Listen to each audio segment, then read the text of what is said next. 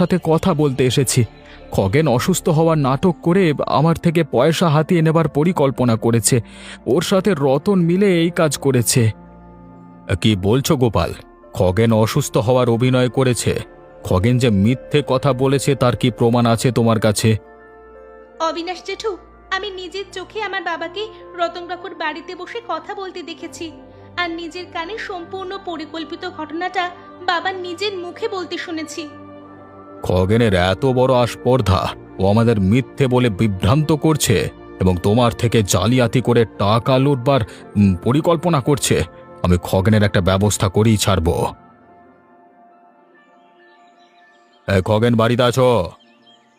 অবিনাশ বাবু, আসুন আসুন।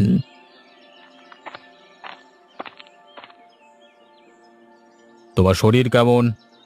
ভালো নেই অবিনাশ বাবু, উনি হয় বেশি দিন বাঁচব না। যদি শীঘ্রই আমার চিকিৎসা শুরু করতে না পারি